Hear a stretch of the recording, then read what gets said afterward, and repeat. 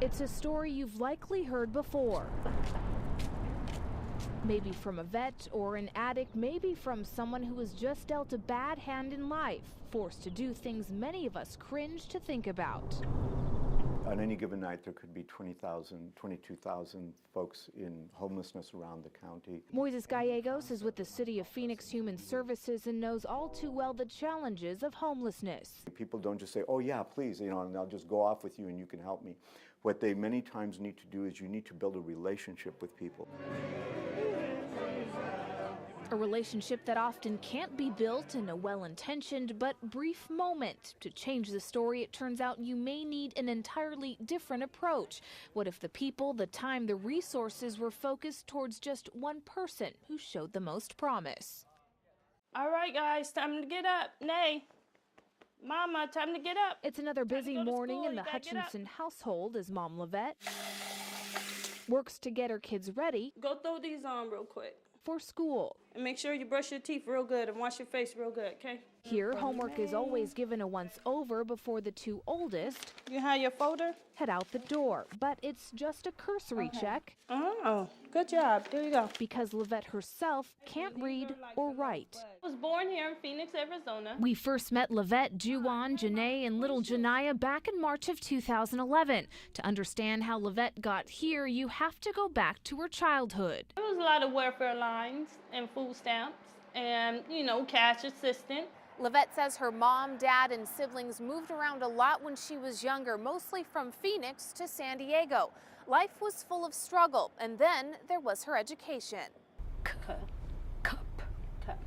In the third grade, Lavette says she started falling behind the other kids, and instead of catching up, she did everything she could to mask her struggles. Everybody had to read a paragraph.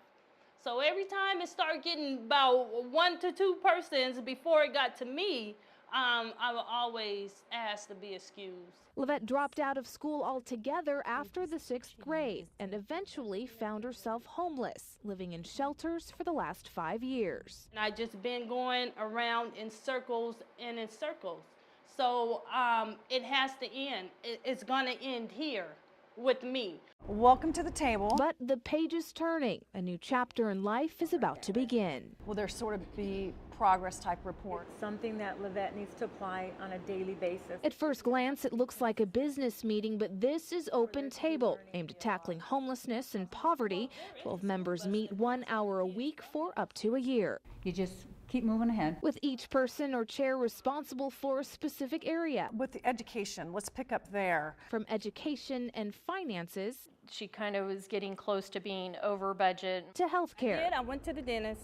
Haven't been to the dentist in years. The concept was started 5 years ago by this man, John Katov, because he says current programs aren't working. This is the 44th year of the poverty rate not changing a bit except going up. And we are missing so much of the human potential. If there was room in the budget for... But reaching that potential, both for Lavette and the table members, will be a challenge. In the months ahead, every area of Lavette's life will be upturned, sifted through, and on display. Success will require teamwork and a measure of humility. I have to learn how to read and write. That's really something I have to do. With each meeting comes a few ups, a few downs. On this particular night in March of last year, a major victory. I did just get a job today. A job at Walmart is a big step for Lavette. How you doing today, sir? Who, because of her illiteracy, has a hard time even applying for jobs. They said, congratulations, you have the job, and I was just excited. Holding on to employment is the bigger challenge. I always ran from jobs, and when they ask you to read something or write something, then I just walk out. Oh, sure, no problem. And I walk out there and never see me again. But Lavette vows this time is different. I really want people to know that, it's a disability that I have, but it's not white. This time, feet firmly planted, she'll ask for help and face her biggest fear. Her biggest hope is to be accepted. It's a disability that I have, but it's not who I am. The months pass by like a whirlwind, getting Levette's benefits in order, securing a new vehicle, The lucky key. scoring free help from Kumon, a tutoring center that mostly caters to kids. We say apple. Although tests confirm Levette's struggles, she's a smart woman, getting by all this time by memorizing some words by the way they look. The, is, and. She can read some sight words. She can identify letters, and she can put words together. Levette needs lots of practice with no guarantee on when she'll meet her goals. Still, things are headed in the right direction. I have a good job. My kids, they both have tutors. I have a new car. All the kids been to the doctor, the dentist, getting teeth pulled. I mean, it's just been, these last few months have just been amazing. And busy. Appointments can stack up, leaving little room for homework. Still, Levette is determined. I want to get my education to better myself, but at the same time to show my kids how important education is. Janae, will you come help us? But sometimes I wonder, will I really get it? Because a part of me gave up on that. Because I've been without it for so long.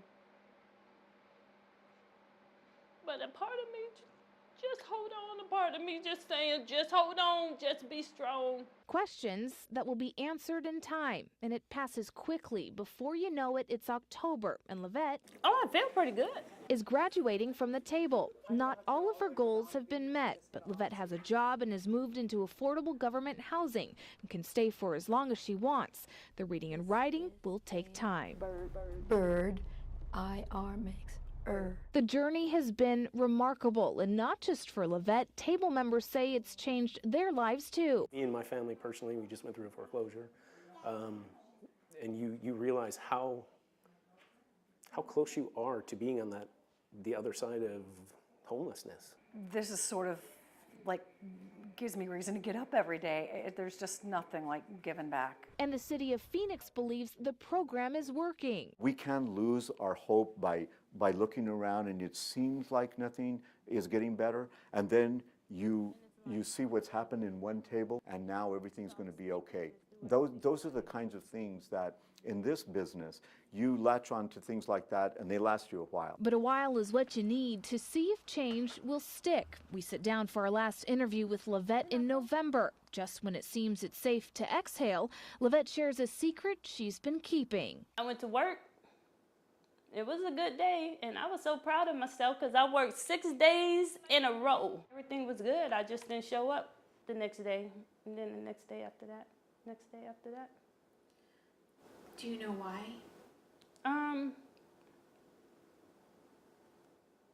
I started getting a little down. Then she shares the real reason. A few months after getting a job at Walmart, Levette was offered a promotion. Being in customer service require a little bit more than doing cashiering. It may require a little writing sometimes, or a little reading the check or money order, whatever it may be, returns. It requires a little reading and writing. So I did share that.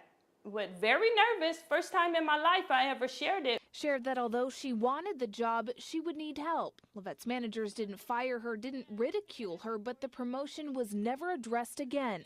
Soon after that, depression set in and Levette quit. Since then, she's had a lot of time to think. When you have the house, and you have the car, and you have the job and the money, you have all these things, but then you still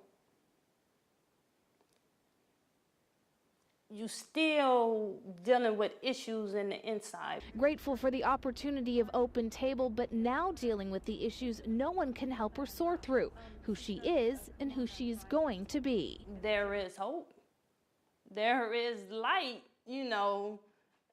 on the other side of the tunnel. Levette's life isn't a storybook written in permanent ink, but pencil. My favorite summertime snack. And Levette says it's not too late to change the ending. And I'm just so grateful. So is my journey over? No. I think it is just beginning.